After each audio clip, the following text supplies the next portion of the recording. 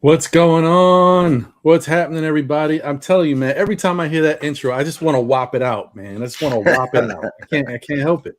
Brings back the 90s, early 90s, man, for me. Yeah, man. Yes, it does. Yes, it does. What's going on, John? How you feeling, brother? I'm good. Got NBA going on right now. So, and we got some baseball games going on right now. So things are great, man. Yeah. And a baseball game already happened in for the New York Metropolitans. How'd you guys do? Nice. Secured that. Let's go. So first off, what's up, everybody? Thank you for tuning in. Geraldine McIver, I see you. What's going on? As John mentioned, yeah, we've got some NBA games going on tonight. Right now, the Heat are playing the 76ers in Philadelphia. The Heat are up 3-2. They have a chance to put this series to bed. Unfortunately, this game is close for the Heat, so I don't know. I don't know what's going on. I feel like it's weird because, Philadelphia's got their backs against the wall, and I didn't see the first quarter or first part of the game. Apparently, There was a gruesome injury to Danny Green. I seen that Bleacher Report video. Oh man, it's crazy. Yeah, and that's Embiid doing his normal flopping when he goes into the lane. He drops. You know how he throws his whole body around? So he hurt his own player? He hurt his own player. Just sort of flopping to get the call. It was wow. That usual thing is like the big man that just throws himself on the floor with no regards for anyone's, legs. He did one of those and he landed right on his knee. Damn it, that stinks, man. And then the bad thing about it is that could be, who knows? It could be career ending. I know that's the one thing I would hate to see because Danny Green's a New York native, right? And he from Long Island or something like that. I think he is. Yeah. I think he is actually. I wouldn't want to see that happen to him. Yeah, that's bad. He still got a few years in his career, so hopefully that's not. Yeah, hope everything goes good for him. He's able to get. Yeah, but damn. It's a big issue, man. What kept Giggles just put in the chat, complete knee destruction. All I keep hearing is that it's gruesome. I haven't even watched it yet, so I don't. The way he landed on it, it was bad. I was like, oh, and then he was in agony. You could tell, but it's not a good look, man. That's Embiid gotta stop doing that. He does that way too often. Yeah, listen. What is the point? The flopping. What's the point of flopping to begin with? I can understand that. I can't say that there's no, like, if you're trying to draw a charge, that's one thing. But just the flop to flop, I don't know. There's too much flopping. He throws his body, in the way to try to get an N1 or something, and he just throws himself. It's weird. I never seen a big player do that often. I was just you took the words, but I don't know if I've seen too much of that from a big guy. Yeah, I think he's been ruthless with it. Like through his career, I've seen him do it more often than any other big center in the league. Wow, that's crazy though. That's nuts, man. If it's career ending, man, that sucks because it could have been avoided. So we'll see. Who you got though for tonight? Well, I think in the end, Miami's going to wind up putting this one to bed for today. I think they're going to figure out a way to win down the stretch.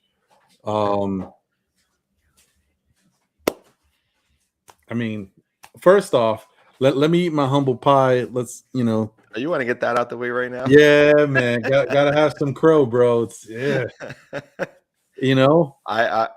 Listen, I got lots coming my way, especially the way I talked about Luka. Yeah, listen, the series in the NBA playoffs, they've changed. They looked a certain way. They gave us the impression it was going to be a certain way, and they've definitely changed. I don't know what to say, guys. Look, the one thing I can say that I don't quite understand. I don't understand the level of urgency that these teams are displaying. I don't see the sense of urgency. Like some of these teams could really put their foot on the other team's necks, and I'm not. If anything, Right. it's not even like, say, Phoenix, for example, is up 3-1, whatever, and you think, okay, they got a chance to but when the other team comes back in the next game, it's not like it's a close game and they pull it out. These teams are coming back and blowing them out. Like, it's crazy. I mean, what's happening here? Yeah, it's just having some poor performances by teams that you expect them to close out games, and they're just not. Like, It's what not in their happened last minds, night? like, you know what I mean? It's not in their mindset to sort of close out games. It's super weird. I don't understand it, bro. I don't understand how Look how poorly a couple of teams, like even the Warriors, shot it poorly. that's what I'm saying. Poorly. Last night the Warriors got blown out convincingly. And like was it last night or the game before? It might have been last night. I think Jordan Poole had 3 points. I think that was last night's game. Yeah, 3 points in an elimination game, basically, for you to blow, like, get rid of this team. I don't know. That was crazy, bro. There's some wild stuff happening in these playoffs. Yeah, but it's entertaining. It's entertainment. It is. You know what I mean? And it's entertaining. So I'll take it for what it's worth. Okay. Some parts of me feel like this is the NBA, sort of like stretching out the playoffs a little bit longer. Sort of like let's put a break on closing out this game. We got a few more weeks left in the. We want to hit a certain time frame. So they could be relevant. Because they're against hockey right now. I think hockey is also in their playoff stretch as well. So I mean, don't get me wrong. I don't doubt that the refs are doing their thing to kind of prolong these series if they can. I don't know. It's weird. I just don't see how these players, like Bam Adebayo, went from being a very strong player against teams in the playoffs. Even with Embiid, when Miami has played Embiid in the past, Adebayo put up really good numbers. Of course, when Joel Embiid was out, Adebayo was dominant. Now that Embiid's back, not only is he not dominant, he's not even regular Adebayo. I don't know what's happening. I don't know. And the funny thing is, another thing is, like, these games are going back and forth, and the star players on the team are not necessarily doing anything special. Embiid has been struggling. He hasn't scored more. I think he scored since he's been back. He scored 24 points maybe once. The max. But everything's been under 20. Like under 20, yeah. Harden had one game of 30, but everything for him has been right around 20 or under 20. Like, I don't know what's going on here. This is wild to me.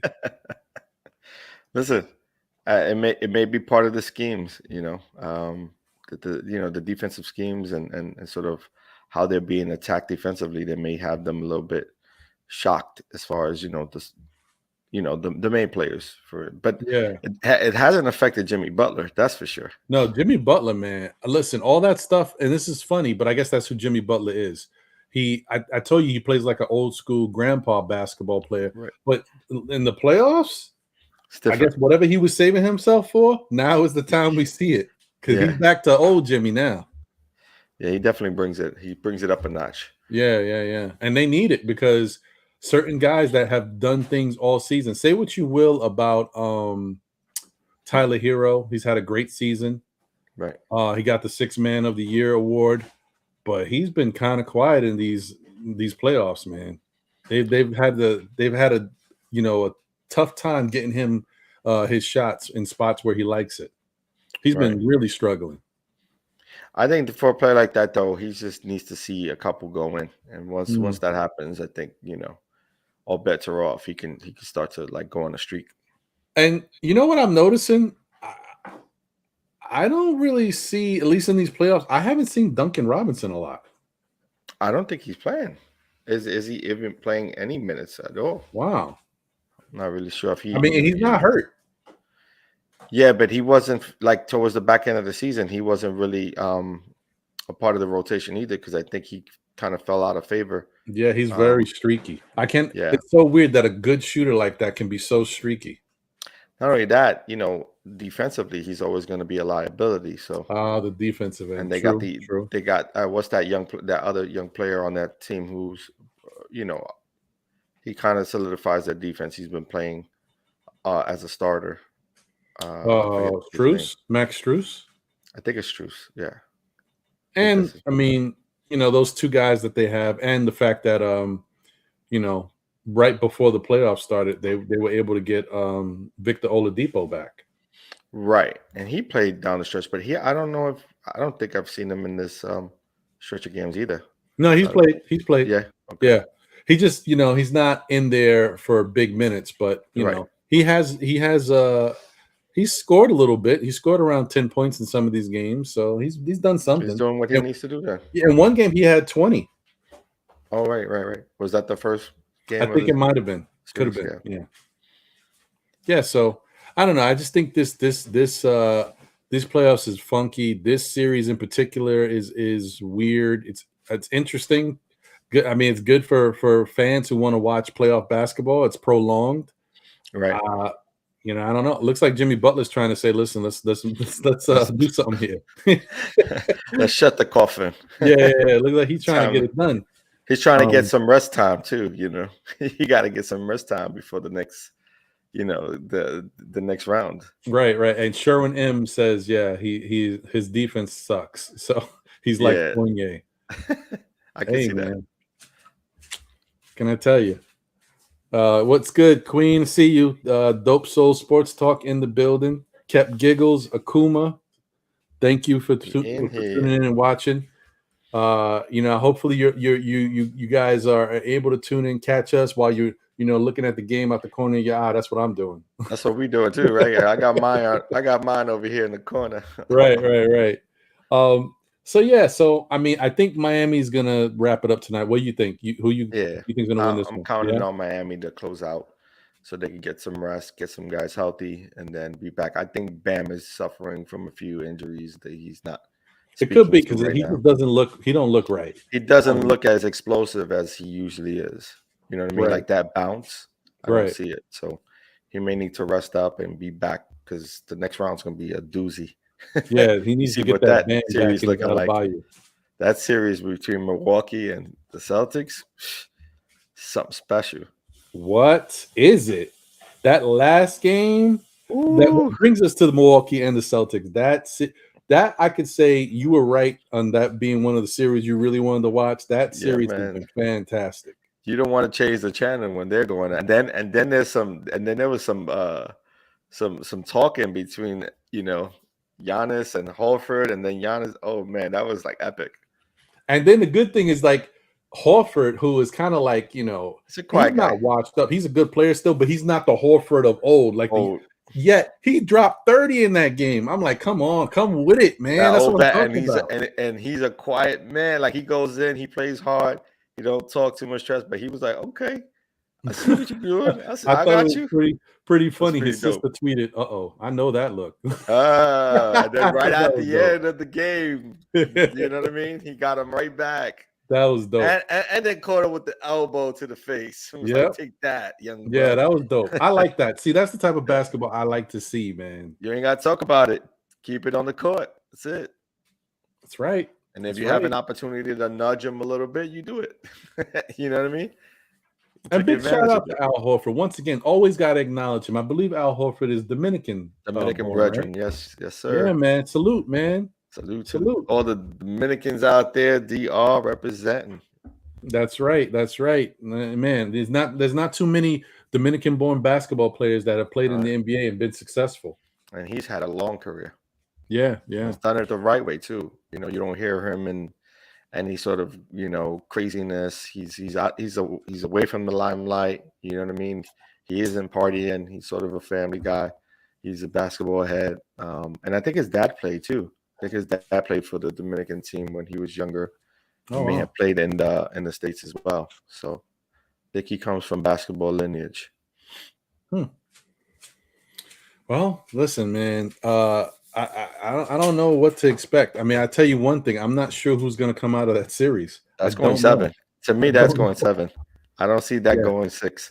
I agree So with you. I agree with you. That one's a tough one. And salute to look. I mean, I think at this point everybody knows Giannis is the best player in the league. This oh, guy basically, like, they could have lost that game to Boston, and he right. turned that whole thing around in the last minutes and Yep. pulled. Yo, this guy's a beast, man. I mean, he was MVP last season for a reason, and he was up there in the stats this year as well. I think he had some COVID issues right this year that kept him away from some games. But Giannis is a problem, man, and he's developed his jump shot. See, he's also a willing passer, but he's also willing to take those open jump shots when they play off of him, and that's just expanded his game. He's hitting free throws this year, which is it's probably his best free throw season, right? He's probably shot the best in his career this year, so he could only get better, man. He puts in the time, he puts in the work. Yeah, man. Salute to him, man. You put in the work and it shows. So good for him. Sherwin M. Yo, Sherwin M is like he be on his historian. He said it's Tito Horford. That was his dad. Yeah. Wow. Nice. Yeah, actually, I did not know that. So this is news to me. So cool. Yeah, I don't really know too much, especially when it comes to Dominican-born basketball players. The one guy that I knew that was actually from our area that I thought might have a chance and turn into something. Felipe Lopez. Yeah, I thought he might do it, but he was a talk of the town, man. He was a talk of the town. Man. That was the guy. I like that guy. Yeah, I remember playing against him in Rodney Park. Really? He was nice. Yeah. I mean, I played against them, but I didn't play basketball against them. We played softball. Oh, nice. Yeah, but was he good at softball? Yeah, no, he's an athlete. Yeah. What's going on, B. Willis? See you in the chat. So, all right, and that Boston Milwaukee series, great series, right? But then you got another series that, this is the one that I know John doesn't love to talk about right now. That's the Dallas Mavericks. Boo. Man, you be getting the heat, bro. I think I saw a comment. Somebody called you a hater, B. I gotta be. A hater. Like, he don't like Luka. What's going on? Yeah, listen. You know what? I'm gonna give him credit, man. They pulled some good. He's had some really solid games, and he they pulled out some wins, and it was on his behalf. I would say he put in the work, and he deserves all the credit. Yeah, I will say that one thing I've noticed about Luka. I mean, we know he's a good player, but he does look unstoppable. Like at least at this series in particular, against whoever he's playing against, whoever's guarding him, he's just having his way with them. Right. Whenever he's not doing something, it's because he's not doing it. It's not because they're stopping him, which is weird to me, because Phoenix is one of the top teams on defense in the league. Right. I can't explain that, John. It's a weird one. I don't quite understand it either. It may be his height and his body mass. I mean, he's 6'8", playing the point position. He's going to be a hard matchup when you play him straight up. I don't doubt it. It could be his height, and he is strong, and he's got a little athleticism. He's not a great, he used to be, but he looks like he's gained a little weight since he first came into the league. He was a little bit more athletic. He's a strong kid. Strong kid, and he's got, like, I think Sherman was talking. He has really good handle on the ball. You know what I mean? He's a good decision maker.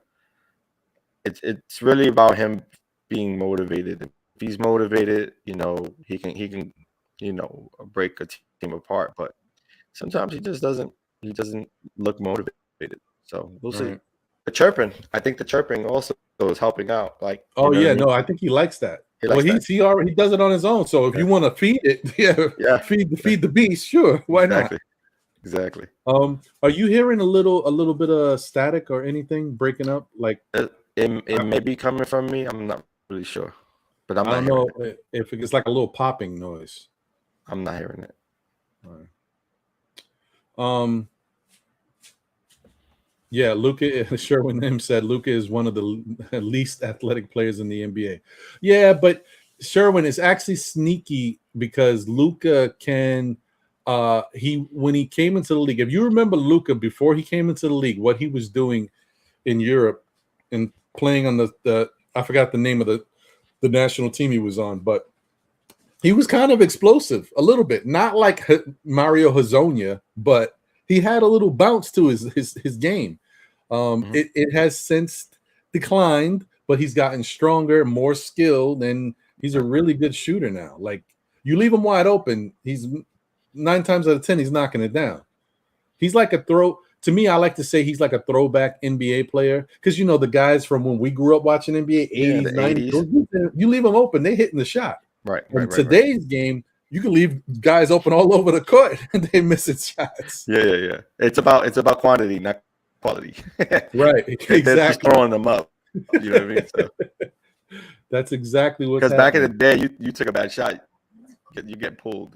Like, oh, you better not take that shot. You're gonna get pulled. You're gonna sit right by the coach, and you ain't gonna see time on the floor at all. You're gonna see the light of day, and that's how it was in college as well. But now these days, they're like, chuck them up. There isn't a 3-pointer. There isn't a 3-pointer shot that they haven't looked at to be a poor one. Even the ones that are like 15 feet away from the 3-point line, they want certain guys to shoot those too. So, right. Yeah, I'm not sure. It's a different game, man.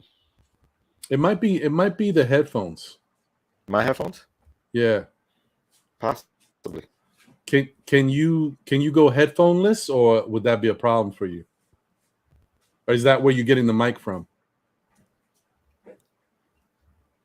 Now I'm listening in, but let me see. Does that do anything?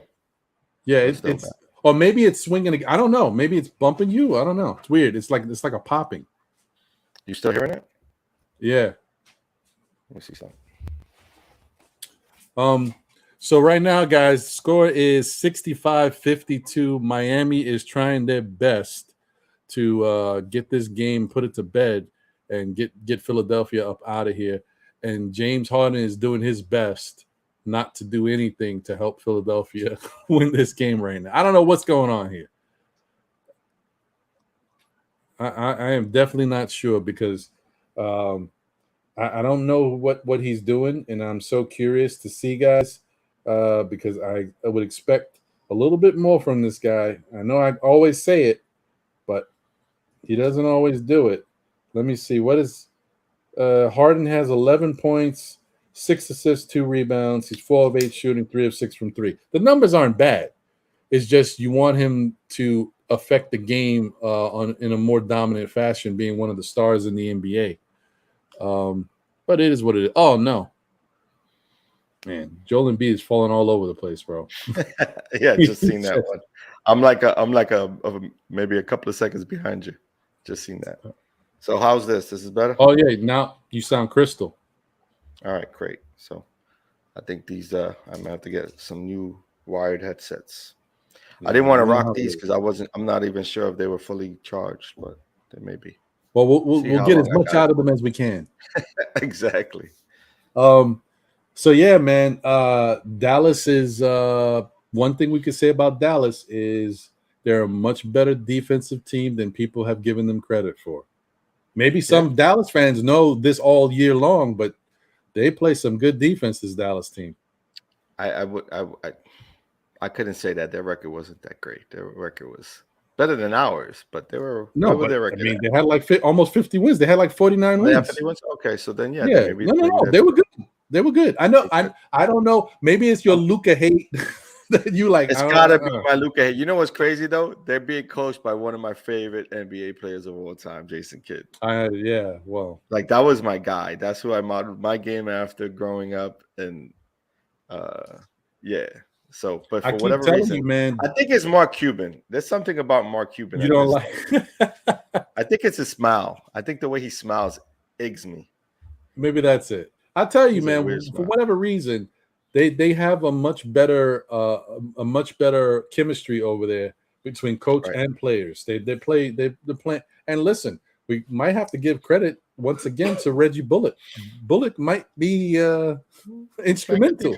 He's there. He's stepping up, which is important. That's good that he's doing so. He's showing what his worth is. Can't say much for all the other guys though that were former Knicks players. Who else is? I don't think anyone else is really getting that much playing time. Yeah, right. True. Yeah, and B. Willis said Luka's footwork is off the charts. The NBA has slowed down for Luka. True. It's true. Give him credit for that. So that series is another series that is 3-2. And I don't know what to call it there, man, because I'm so disappointed in how you don't think it's over tonight? Played. Huh? You don't think it's over tonight?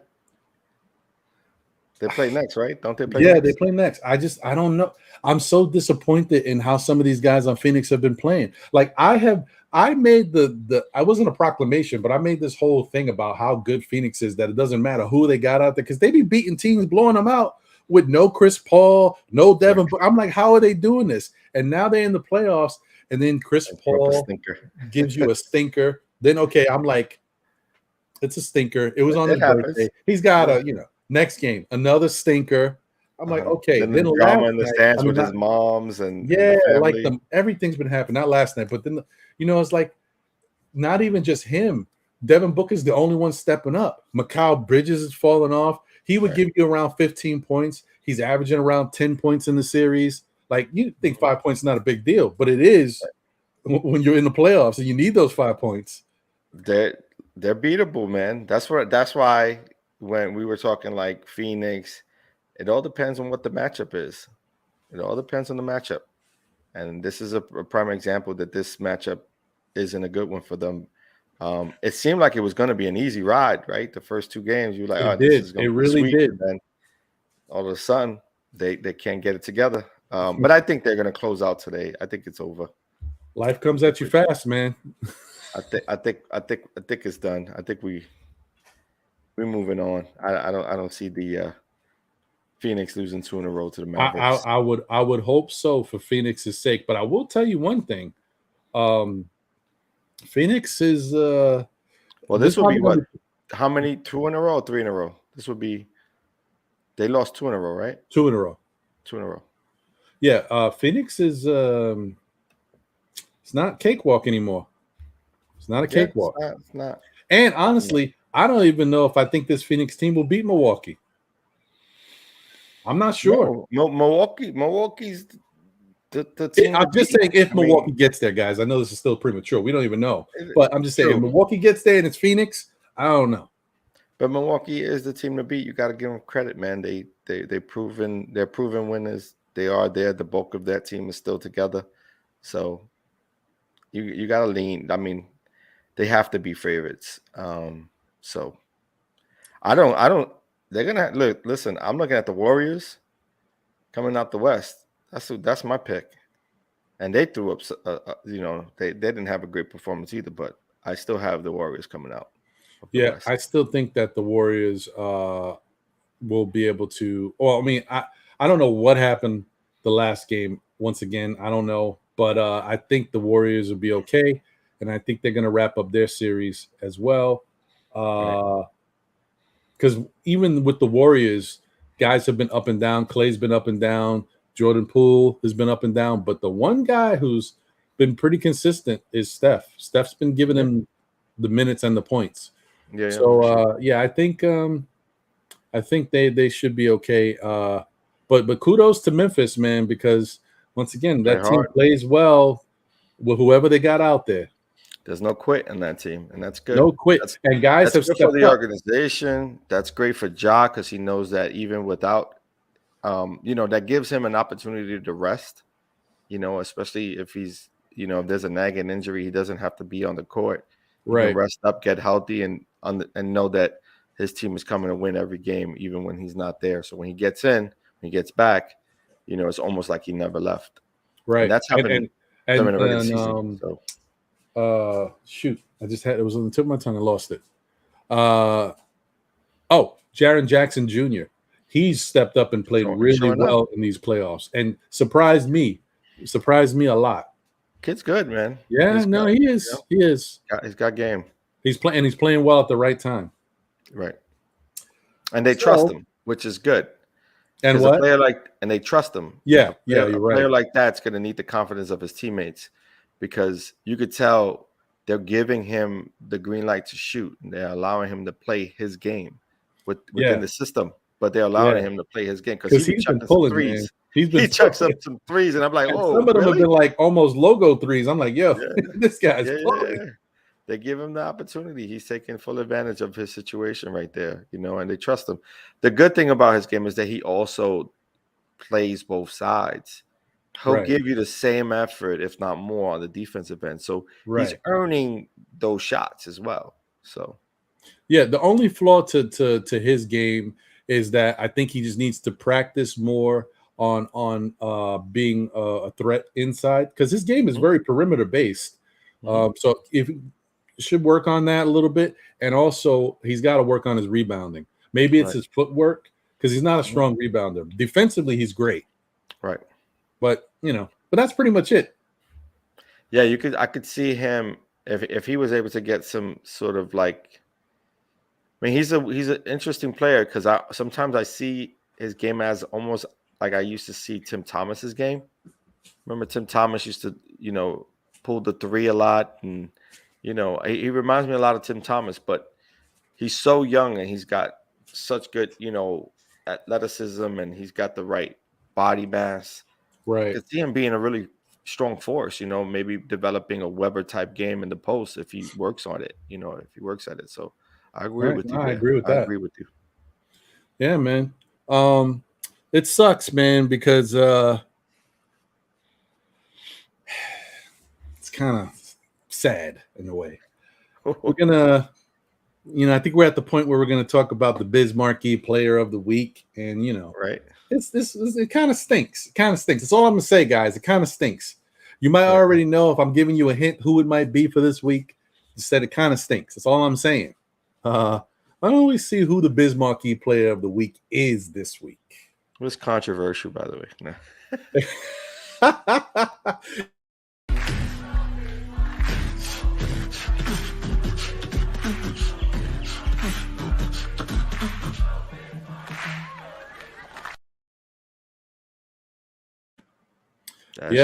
That's right, folks. It's Ja Morant. I fought with John on this one, folks. Ja Morant is the BizMarKey Player of the Week. Yes. I know he's not playing. He's out for the rest of the playoffs, which really stinks. But prior to him being out, he really turned it on. He turned it on in those, especially those last 3 games. Prior to him, he hurt himself in the third of those games. But he was playing really well. And even in the game where he got hurt, he had 34 points. He hit a shot from half court to end the first half. Like, he was just feeling good about himself. And when Ja is shooting the outside shot, he's just extremely dangerous. That I wanted to give him. I wanted to give him a lot of props for stepping up and shooting the jump shot at a high percentage, because that was sort of his floor coming into the league. He's not the best of shooters. He has all the athletic ability and he has the jumping ability and athleticism, but it was what was kind of missed was his consistency with his jump shot, and he's developed one and he's comfortable shooting one. He looked good in the playoffs, man. Especially when given the opportunity, they're giving you the space and you knock them down. That speaks volume. Yeah, I agree. Let's take a look at how Ja has been playing. Well, was playing, unfortunately. I hate to say this. Man, it sucks. Oh, man. Ja. Like Ja. Ja, no mas. Yeah, man. Let's take a quick look at what Ja's been doing or was doing. This is where he's the strongest, right? It's like on the fast break. And he didn't see that jump shot, left him open. I mean, like, you're gonna leave Ja open from there for that. Like, who's gonna expect him to hit that? Right. But this is what Memphis misses right here. It's Ja is still one of the really good facilitators in the league. He doesn't do it as much as maybe his team might need him to. I don't know. I feel like, he does it a good amount, but he could do it more because he can get opportunities for everybody. Look at that. Right. When he attacks the paint, guys are open because he commands so much defense. Right. He commands that respect, especially because he's a good finisher at the rim. So I totally agree with you. But once you're hitting these shots right there with a little space, then that opens the floor for everyone. Not only does it open the floor for his teammates, but it opens the opportunities for him to get better, driving lanes. Right. Like now, you have to step up. It's tough to deal with, man. Like, I don't know how you could do it. He's so fast, blazing. And he's got one of those, like everyone knows about his jumping ability, but he not only has the good look at that ops, but he also has airtime, right? Like he knows how to extend his airtime. He's a dynamic player, man. And like I said, I really hope that the injury is not something that plagues him in the future. Hopefully that this is just something that he can get past and come back strong next year, because we need him. We need this type of player in the league. Yeah, I think when I think of Ja, I think of Allen Iverson. Not that Allen Iverson could be above the rim the way Ja is, but like just that small frame, that skinny frame, taking a lot of beating, man. Yeah. So that's some highlights from the young Ja Morant. Sad that he won't be able to play any more playoff games, even if Memphis advances. That stinks, man. That sucks. Got to be really rough. I don't see them advancing, but I understand. Yeah. No, I hear you. If they were to, we're still not going to see it, but it stinks. It stinks. It sucks. But you know what? That's okay, John. That's fine. Listen, I got my picks, man. I'm going with the Warriors and the Bucks. So.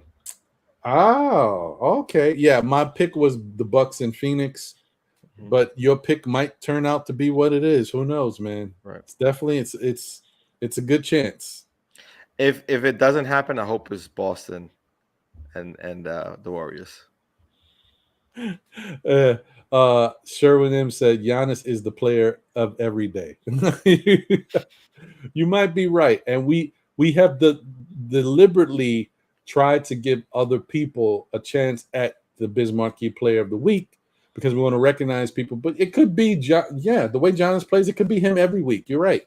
Could be. It's true. I mean, he does so much. The other day, I was like, okay, I looked at him. I said, okay, I think he'll have a good game. Maybe he'll have 20 points and, like 10 rebounds. And he wound up with 30-something points and 18 rebounds. I'm like, this guy's a monster, man. Not to mention his assists are still high. They're still where they need to be. Which kind of makes me think like, so let me get your take on this now while we have the moment real quick. What do you think about the MVP of the league? I mean, I know you're a big fan of Joker. I am too. I think he's great. But do you think that it really should come down to just regular season? That's really what it is. I don't even know how to say it. I can't say it because if you're looking at just stats, he's got those. If you're looking at the fact of his impact and how he doesn't have much help over there, that's him too. I don't know what to say. I mean, he had a terrific season, and he's always going to be in the running because he's that skill of a player. But impact, what is going on with Embiid, man? He's tripping over himself, tripping over his own foot. Bad. Yep. Start seeing him cry again. Yeah, but I kind of feel bad for Embiid because honestly, I don't. Why? Because I think he played. I think this year he played. He was a front runner. He could have won it. Why are you feeling bad for someone who wants to be projected as the best player in the league? Like, you know what I mean? And he's done his part. He's it's just that way. This is the NBA. There's no player who's ever won a championship on their own. You're gonna need someone beside you who's gonna also step up. So that's true. he is where he is, and he's a really quality, center. But he also, wants to smoke, and then he cries about it when he gets to smoke. So can't have it both ways. Nah. Hold on. I was looking at the chat. There's two things in here I had to point out. I gotta bring these puppies up. First off, I don't agree with this. The Public Enemy. Jordan Poole wasn't the reason why Ja got hurt. Jordan Poole didn't help because he went to grab for the ball and he hit his knee, the same knee. But Ja heard it the play before, man. He came down awkwardly, and that's when he tweaked it. And who knows, man? The way Ja is a very violent leaper, and he puts a lot of torque, a lot of stuff on them ligaments. And sometimes just coming down wrong to one player may not be as big of a deal coming down to Ja, who's violently jumping all the time. It's like just like what we used to see when Derrick Rose used to jump. Derrick Rose used to go up and come down, A lot of those players, though, that's the thing. Well, we look at even Steve Franchise, Steve Francis, Baron Davis. At some point, you're going to run into some injuries, and hopefully the injuries aren't to the point where it takes you out. Right. And so we just got to hope for the best for Ja. I hope you're wrong, Knicks 100. But is very. That's the tough thing about these guys who are not big bodied and are so extremely athletic, and they jump like out the gym. Even guys who have like good frames on them, like who was Kawhi a guy Leonard. who jump out the gym? But I'm thinking of somebody like Iman Shumpert. But Iman, he used to jump violently. Yeah. But look at even players like Kawhi. He's not a really violent jumper. Right, leaper. true. He's having like issues. You know what I mean? Yeah, I mean, it happens. The degradation of the knees and all of that, and wear and tear, depending on how they use their bodies during, their rise to fame and their rise into the NBA, will determine what their longevity is in the league. Brandon Roy, who is one of my favorite players of all time, watching him play and thinking, what could he have been had he not have that those knee issues? Because Brandon was a problem. Brandon Roy used to kill everybody, right? Dwayne Wade included. You know what I mean? Yeah. So, yeah, that's a good point. And this is the thing I guess this is why I say this, because I agree with this statement. Joker earned it this year, being historic for him, but Embiid definitely should have won it last year. And I guess that's what I really feel. I feel like Embiid should have got it last year. Do I think he should have got it this year? No, not especially after what I just said. I think Jokic did so much with so little over there. Like, I mean, and guys got hurt. He's been carrying that team all year. Right. But it was almost like the way they, and this is the problem that I had, the way they were placing Luka as the front runner from the get without even proving himself, and then all these other players were sort of second fiddle. It almost seemed like Giannis winning was like a victory for all NBA fans, because it's like, for me, it was like you could see the kid's progression. You know what I mean? And his progression got him into Well, Giannis won the 2 years ago. 2 years ago. Yeah, because Joker won it last year. And he's won it last year. He's back to back. Oh, so yeah, I would have given last year's to Embiid. That's what I'm saying. Like, but it is what it is. That's how the cookie crumbles, man. That's how the NBA works sometimes. And you can't go backwards. So it is what it is. Right. But it's a shame. It's a shame because he definitely deserved the consideration last year, more than even this year. But I can't say that. I don't think he deserved it more than Joker. Joker, like a lot of the star players over there, got hurt, and then the players he did play with are not the same anymore. Like, but for Embiid, on the other hand, yeah, he had to go the whole season with Tyrese Maxey, who's just been getting better every game. Right. And a non-existent Tobias Harris. Right, and Tobias Harris shows up when he wants to. Of course, you had no Ben Simmons. Right. But what do? They wind up trading Ben Simmons and getting you James Harden. So, like, he's had some help. I don't know how much it's helped, but he's had help. He's had help, but also, he's also playing for a big market. It's a little bit more You would think that would be in his favor, but I'm not sure. Maybe the NBA has a certain thing against him. I don't know. But it shouldn't be. Miami's getting after it in this game, folks. It's over. It's over. Goodbye. Yeah, I see it. I see it. They're getting after it now. And yes, Brandon Roy and was sort of the new Grant Hill. But they knew what's interesting is that Grant Hill, it happened in the NBA, and I think and so it did so for T-Mac as well. I think Penny and Brandon had some issues going into the league, if I'm not mistaken. I know Brandon for sure had issues going into the league because that was why his stock dropped when he was picked, because they knew coming into it he had bad knees.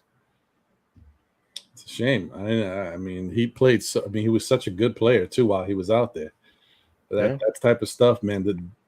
It's one thing to have any type of ailing thing that has kind of been with you, but when it's degenerative, oh. What was their big? There was a big there. I forget his name that they drafted, and he never played a game. Right, he played maybe one game for Portland. Oh, his name? The dude, the dude that looks like LeBron. What was his name? Shoot, the center. I'm sure the chat will let us know. Yeah, they know who it is. I can't believe I forgot his name because I used to say it all the time. Damn it! Man. And he was a monster coming out of college too. Yeah, Greg Oden. That's right, Greg Oden. Yeah. Can you imagine had he played at least the last year Brandon Roy, had? They would have did some damage. It's a shame. Yeah, well, it is what it is, man. This is the NBA life. There's a reason why there's only around 400 NBA players, less than that are thrust in the position per year. Yeah, it's tough. It's tough. Speaking of players who ran into some health issues later during their careers, let's talk about this week's legendary player, if you don't mind. Well, actually, you beat me right to it. Yeah, I think we should talk about this week's MBK legend because we like to honor our legends here. So let's see who's up to bat this week.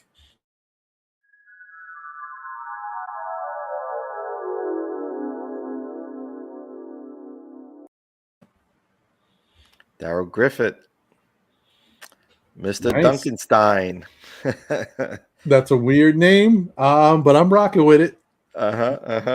Well, he was one of those 6'4", 190-pound high flyers, jumped out the gym, thin framed, highly skilled. He's a Jazz. He played, I think, his entire career with the Jazz. So let's hear more about his history. At 6'4", 190 pounds, Darrell Stevens Griffith is a legendary American basketball player who spent his entire professional career with the Utah Jazz of the National Basketball Association. A native son of Louisville, Darrell was known for his acrobatic above the rim, which earned him the nickname Dr. Duncanstein. Beyond the thunderous dunks, he showed a complete skill set that led Louisville to the 1980 NCAA championship. Darrell scored 23 points to beat UCLA and give the Cardinals their first national title. He earned the Most Outstanding Player award for the tournament and the Wooden Award as college basketball's best player in 1980. He is still widely regarded as one of the greatest college basketball players of all time. During that time, the Jazz had recently moved the team to Salt Lake City from New Orleans, and the team needed a star to replace legendary shooting guard Pete Maravich. Darrell accepted the challenge, bursting into the NBA scene, earning Rookie of the Year honors after averaging a Jazz rookie record of 20.6 points per game. He was selected by Utah in the first round of the 1980 NBA draft and was the second pick overall. For the next 4 seasons, Darrell teamed with small forward Adrian Dantley to form one of the highest scoring duos in the league, with defensive support from center Mark Eaton and point guard Ricky Green. The Jazz improved dramatically, winning the Midwest Division title in 1983-84 season and qualifying for the NBA playoffs for the first time ever. Individually, Darrell transformed his offensive game, adding long-distance shooting skills to his aerial acrobatics. He led the league in three-point shooting with 36.1% and set an NBA record for most three-pointers made in a single season with a total of 91. His new abilities earned him a nickname. Utah's play-by-play announcer Hot Rod Hudley began calling him the Golden Griff. The following season was the best of Darrell's career. He averaged a career-high 22.6 points per game and broke his own league record by sinking 92 three-point shots in 1 year. During that year, he passed Joey Hassett as the all-time NBA leader for most career three-pointers. He also continued his high-flying ways, representing the Jazz in the 1984 and 85 NBA Slam Dunk Contest. Soon after, his career was plagued by injuries, and although he was able to play the back end of his career with the legendary duo of Stockton and Malone, that time was short-lived. During and after his playing time in the NBA, Griffin continued to give back to the community through his nonprofit Darrell Griffith Foundation. Griffith is also a founding board member and volunteer of the West End School, home of Darrell Griffith Athletic Center in Louisville. And with that said, we congratulate you and salute to you, Darrell Griffith.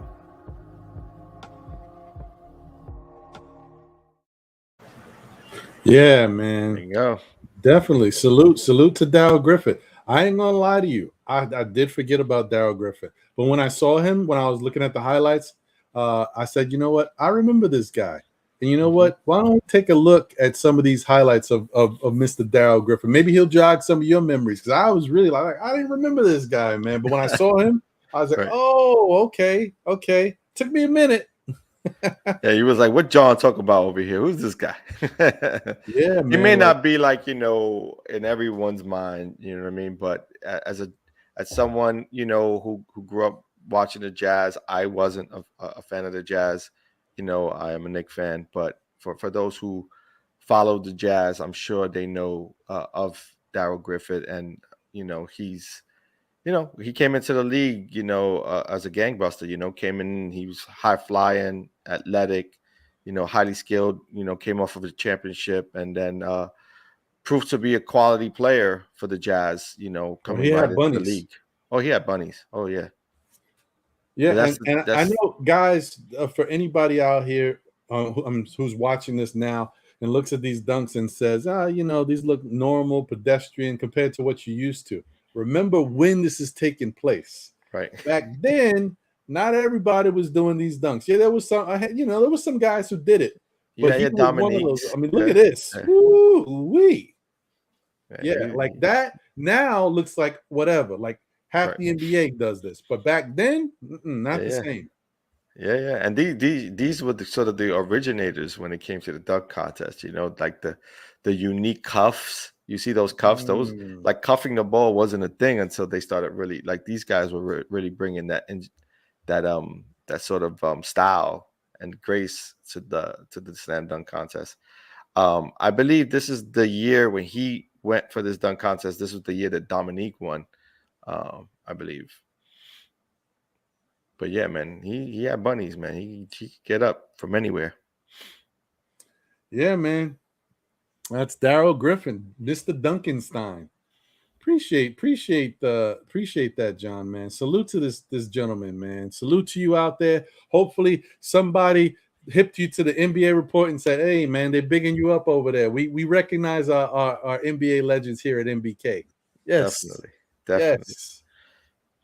Yeah, that's dope, man. That's dope. That's a good pick by you. Yeah, man. So I want to get us out of here so everybody can finish watching up this Miami, Philadelphia game and get ready for the next game on the docket. But before we go, I just wanted to tell everybody once again, thanks for tuning in. We appreciate you guys. We love the viewership and continue to support Still Knicks Fans, as our little channel we got going on, as well as NBK and everything they've got going on over there, or over here, should I say. That being said, John, I have another little bit of my spiel I'm going to get into. So do you have any final words? Like as always, I'm going to say it. Stay blessed, and I can't wait to the next one. Great. And thank you to Jose. He's on the ones and twos in the background, guys. He's holding us down as always. So one, I want to say, if you're not already hip to it, and if you haven't really got your tickets yet, definitely, if you would like to be a part of the MBK draft party, it's happening June 23rd in Atlantic City at the Flagship Hotel. All you got to do, click on the MBK logo, go down to the about stuff. You find out, what's going on, and you can click on the link. So it tells you about the what's going to be taking place. You can see a little bit of who's going to be there. It's also been floating all over Twitter. Sim has been doing a great job of publicizing it. So guys, definitely, if you'd like to go there, it should be pretty fun. I had a great time last year. I'll be there once again this year. So I'm looking forward to that. Also, continue to support all of the MBK shows, the Controversy, the Queen's Court, Sims stuff that he's got going on. We know about the post-game, pre-game, all that stuff, the shoot-arounds. Also, let's not forget my man Tony Crow with Knicks and Bruises. So support all the great shows and continue to support the NBA Report with your mans Ron and Jon.